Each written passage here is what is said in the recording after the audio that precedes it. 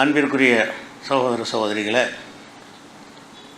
நம்முடைய வக்குஃபு சொத்துக்களை முன்னோர்கள் நல்லறங்களுக்காக வேண்டி வக்குஃபு செய்துவிட்ட சொத்துக்களை எல்லாம் கபலீகரம் செய்வதற்காக மத்திய அரசாங்கம் ஒரு வக்குஃபு திருத்த சட்டம் கொண்டு வருது என்பதை எல்லாம் நம்ம அறிந்து அதுக்கு எதிராக பல கண்டனங்களை எல்லாம் ஒரு பக்கம் பதிவு செஞ்சுக்கிட்டு இருக்கிறோம்.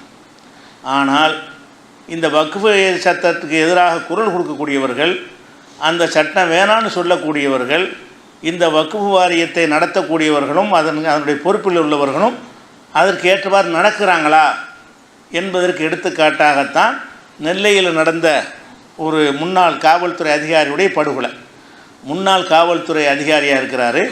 அவர் கலைஞர் அவர்களுக்கு பிஎஸ்ஓவாக பாதுகாப்பு அதிகாரியாக இருந்தவர். அப்படிப்பட்ட ஒருத்தர் ரிட்டையர்டு வாங்கி கொண்டு அவர் என்ன செய்கிறாரு, ஒரு பள்ளிவாசலுக்கு முத்தவள்ளியாக இருந்து செயல்பட்டுருக்கிறார். மார்க்கப்பட்டோடு போயிடுவோண்டு இந்த வேலையெல்லாம் வேணாம்னு சொல்லி அவராக விருப்ப ஓய்வு, கட்டாய ஓய்வில் விருப்ப ஓய்வு பெற்று அங்கே பணியாற்றிட்டு இருக்கிறார்.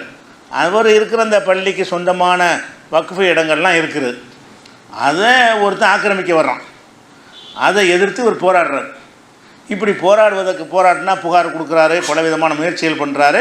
வக்ஃபு இடத்தை ஒருத்தன் என்ன செய்கிறான், அதை ஆக்கிரமித்து சொந்தமாக்கி கொள்வதற்கு முயற்சி பண்ணுகிறான். எப்படி முயற்சி பண்ணுறான்?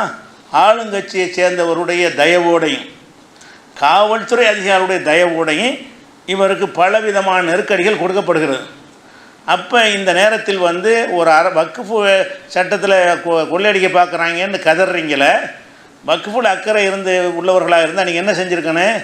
வக்ஃபுல் கை வைக்கிறானா விடுவானான்னு சொல்லி இந்த வக்ஃபு வாரியம் நின்றுச்சா? வக்ஃபு வாரியம் சப்போர்ட் பண்ணிச்சா? அவர் புகார் கொடுக்குறார், அவர் மேலேயே பொய்யான வழக்கை போட்டு கொலை செய்கிற அளவுக்கு வெறி பிடிச்சி அலைகிறாங்க. என்ன, பல கோடி அந்த சொத்து பெருமதியானது, இவனை காலி பண்ணால் தான் அந்த சொத்தை அடைய முடியும் என்று திட்டம் போட்டு, இன்னும் சொல்ல போனால் வீடியோ போடுறாரு. என்னை கொலை செய்கிறதுக்கு என்ன முயற்சி பண்ணுறாங்க, என்னை கொன்றுவாங்க அப்படின்னு சொல்லி பெயர்கள்லாம் சொல்லி வீடியோ போடுறாரு. வீடியோ போட்டு ஓரிரு மாதங்களில் அவர் கொல்லவும் பட்டுறாரு. அந்த வீடியோ பரவலாக வெளிவருது. அது வந்த பிறகு கூட அப்படியா வக்ஃபுக்கு இப்படி ஒரு கேடு வந்திருக்குதா, வக்ஃபு சொத்தை காப்பாற்றுவதற்கு போராடுறவருக்கு இப்படி கதியா என்று சொல்லி நீங்கள் வக்ஃபு சொத்தை காப்பாற்ற இந்த அரசாங்கம் நடவடிக்கை எடுக்கணுமா இல்லையா? அரசாங்கம் அபகரிக்கிறவனுக்கு சப்போர்ட்டாக இருக்குது. அரசாங்கம்னா காவல்துறை தானே.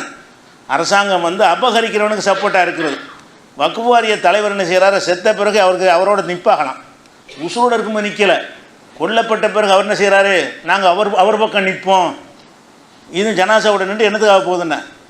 அப்போ அந்த தகவல் கேட்ட உடனே போய் இறங்கி என்னடா பிரச்சனைன்னு சொல்லி அங்கே வாதிட்டு அங்கே அதிகாரிகிட்ட பேசி எப்படி நீ வக்ஃபு விஷயத்தில் மீட்பதற்கு நிற்கிறாரு, நீங்கள் என்ன துணை செய்கிறேன்னு கேட்டிருக்கணுமா இல்லையா? அப்போ எல்லோரும் சேர்ந்து இப்போ அவன் தண்டா என்ன, நீ தண்டா இப்போ என்ன, அப்படி தான் நினைப்பு வருது.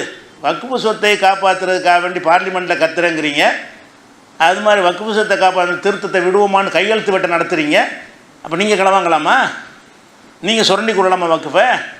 இதனால தான் வக்ஃபு விஷயத்தில் மக்களை அவங்க தொலைஞ்சிட்டு போகிறாங்கிற அளவுக்கு நிறைய மக்கள் வந்துட்டாங்க, மனநிலைக்கு வந்துட்டாங்க. எதனால்? வக்ஃபுங்கிறது கொள்ளையடிப்பதற்கும், யார் ஆட்சியில் இருக்கிறார்களோ அவர்களுக்கு வக்ஃபு சொத்தை தார வார்த்து கொடுக்கறதுக்கும், பண முதலைகளுக்கு வக்ஃபு சொத்தை சொந்தமாக்கி கொடுப்பதற்கும் தான் வக்ஃபு வாரியம். வக்ஃபு வாரியத்தை போல இந்தியாவில் ஊழல் மலிந்த ஒரு துறை கிடையவே கிடையாது.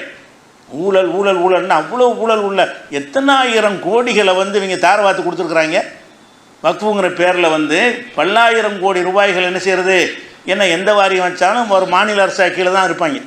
மாநில அரசாங்கத்தில் எங்களுக்கு இந்த இடத்த வேணும்னா எழுதிக்கிறங்க, கையெழுத்து போட்டு கொடுத்துட்றது. அந்த மாதிரி கொடுக்கப்பட்ட இடங்கள் எவ்வளோ இருக்கிறது. அப்படி மக்கள் மனநொந்து போய் இருக்கிற நேரத்தில் தான் அவங்க இதை காரணம் காட்டி தான் வக்ஃபு திருத்த சட்டம் கொண்டு வர்றான். அப்போ அது நம்மளை முஸ்லீம் அல்லாதவர்கள்லாம் கொண்டாந்து போட்டு வக்ஃபு சொத்தை கொள்ளடிக்க போகிறாங்கன்னு சொல்லித்தானே கேட்குறீங்க. கொள்ளடிக்கக்கூடாதுங்கிற நோக்கமா, இல்லை முஸ்லீம் கொள்ளையடிக்கலாம் அவங்க கொள்ளையடிக்கூடாது நோக்கமா? உங்கள் நோக்கம் என்ன? யாரும் கொள்ளையடிக்கக்கூடாதுன்னு நோக்கமாக இருக்கானே, இவங்க நோக்கம் என்ன? அவங்க கொள்ளையடிக்க, நான் அடிப்பேன் அதானே பார்த்தோம். நீ கொள்ளையடிக்க மாட்டேன்னு நீ இருந்தால் தானே நீ ஓம் பக்கம் தார்மீக ரீதியாக மக்கள் ஆதரிப்பாங்க. அப்போ நீ இருந்தா என்ன, அவன் இருந்தா என்னங்கிற அளவுக்கு நடவடிக்கை இருக்கிறத. அதை சட்டசபையில் முதல்வர் பேசுகிறார் கவன ஈர்ப்பு தீர்மானத்தில். அவர்களுக்கு மத்தியில் ஒரு நிலத்தகராறு நிலத்தகராறாம். வக்ஃபு விஷயம், வக்ஃபு சொத்து எடுத்துக்கிட்டாருன்னு போராடிக்கிட்டு இருந்தார்னு சொல்ல வேண்டியது தானே. அப்படி தானே புகார். நிலத்தகராறு இருந்துச்சான், அதனால் கொண்டு விட்டாங்களாம். அவர்களுக்கு மத்தியில் நிலத்தகராறு இருந்துச்சுன்னு மென்மையாக்கி பேசுகிறீங்கன்னு சொன்னால் நீங்கள் வக்ஃபை காப்பாற்றுற ஆளுக்களா? அப்போ இந்த வக்ஃபு சொத்தை கொள்ளையடிக்கிறார்கள் என்று அவனை கேட்குற ஆளுக்கு இவங்க வக்ஃபு சொத்தை காப்பாற்றுறவங்களா இருக்கிறாங்களா? இல்லை. காப்பாற்ற போனவொன்னே கொலை செய்கிற அளவுக்கு அவனுக்கு தைரியம் வருகிறது. எந்த தைரியத்தில் கொலை செய்கிறான்? சும்மா ஆரம்பத்தில் பிடிச்சி உள்ளே போடுவாங்க, 90 நாளில் ஜாமீன் கொடுக்க மாட்டாங்க. அப்புறம் என்ன செய்யும்? புசுன்னு ஆக்கி விட்ருவாங்க கேஸை. இதெல்லாம் தெரியாமல் இறங்குறாங்க. கொலை செய்கிறதுக்கு ஒரு தைரியம் வருமா? ஒரு தண்டனையும் கொடுக்கப்பட போகிறதில்ல. அப்போ இதெல்லாம் ரொம்ப இந்த வக்ஃபு விஷயங்கள் ஆட்சியாளர்களாலும் வக்ஃபு வாரியத்தில் உள்ளவர்களாலும் கபலீகரம் செய்யப்படுகிறது. அவர்கள் அந்த கபலீகரம் செய்பவர்களுக்கு, ஆக்கிரமிப்பாளர்களுக்கு துணையாக பக்கபலமாக நிற்கிறார்கள் என்பது தான் இதுவரைக்கும் உள்ள வக்ஃபு போர்டுடைய வரலாறு. இப்போ அதான் நடந்து கொண்டு இருக்கிறது. அதையும் ஒரு தகவலுக்காக உங்களுக்கு என்ன செய்கிறோம், பதிவு செய்கிறோம். நீங்கள் ஏதாவது அல்லாவுக்காக அந்த வக்ஃபு செய்கிறத நல்ல ரீதி எழுதுறதா இருந்தால் வக்ஃபு மட்டும் செஞ்சிடாதீங்க. வக்ஃபு செய்யாமல் அது எப்படி எழுதி கொடுப்பதுங்கிறதுக்கு முறைகள் இருக்குது. அது உரியவர்கிட்ட கலந்து ஆலோசித்து என்ன செய்யுங்க. நாளைக்கு நம்ம எழுதி கொடுக்க வக்ஃபில் போயிடக்கூடாது. உங்கள் பேரங்காலத்தில் எங்கே எவனா எடுத்துகிட்டு போயிடுவான். நீங்கள் வக்ஃபுன்னு எழுதிட்டு போயிடுவீங்க. உங்கள் காலத்தில் அது இருக்கும்.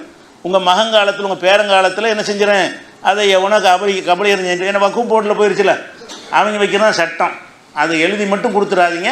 அதை நல்லறமாக செயல்படுவதற்கு வேறு விதிமுறைகள்லாம் இருக்கிறது. அதை கலந்து ஆலோசித்து யாரும் இந்த மாதிரி செய்கிறதா இருந்தால் செய்யுங்க. வக்ஃபு போர்டுக்கு மட்டும் எழுதி கொடுத்துட வேண்டாம் என்பதை ஒரு கோரிக்கையாக சேர்த்து முடிக்கிறேன். அஸ்ஸலாமு அலைக்கும்.